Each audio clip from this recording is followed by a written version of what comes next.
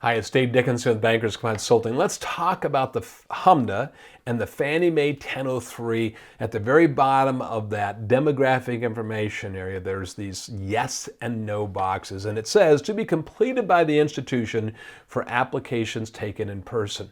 So imagine you receive an application face-to-face, and they mark down that they do not wish. That's the red marks that you see on your screen. That's the applicant filled that out.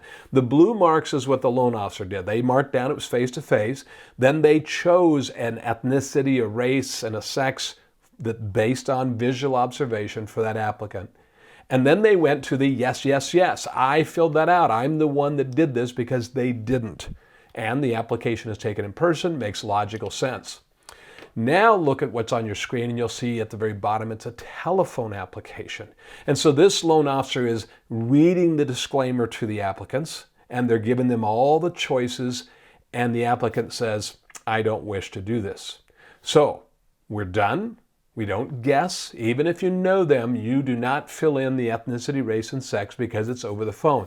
Only when it's in person do you have to do that. So now, again, logically, no seems like the right answers there, and I agree. It's not because it says to be completed for applications taken in person. It's I didn't fill it out as a loan officer. They said no, we're done. So what happens when you get an application that looks like this from your applicant? In other words, nothing is marked. They didn't shut the door by saying, I don't wish to provide it. They didn't answer the questions. They just completely left the door open, is what I like to say. And if you'll notice on the very, very bottom right, it says they're emailed or internet. In other words, you're not seeing them, but they didn't tell you, I do not wish, or whatever. What do we mark there for boxes? Well, first off, there's a rule that says, if I ever see them during the application process. That means before we got a completed application.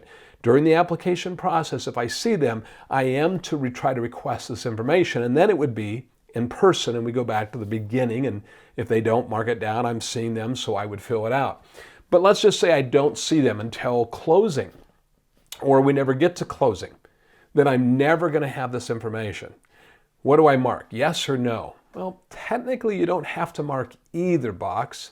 That's not a requirement, or either of those yes or no's. You don't have to do that, but how are you going to code this on your HMDA? It should be a no, but you could go with the code 3, which is not applicable. Now, let me explain. The CFPB put out a Q&A back in March of 2020 that said, we really want you to say no in these cases. Just ignore the fact that it's not taken in person. That's not the point. It's code 1 if you did collect it based on visual observation, code 2 if you didn't, and 3 is to be used whenever you purchase a loan from another institution, or it's an entity, a non-natural person that's applying. But we understand some systems can't do that, and so you may have to go with a code 3 for not applicable. We're okay is what the CFPB is saying. Either way, just be consistent. I hope this helps your understanding of these very confusing information that they want you to fill out. But again, if you have any questions, give us a call. We'll be glad to help and navigate you through this complicated area. Thanks for watching.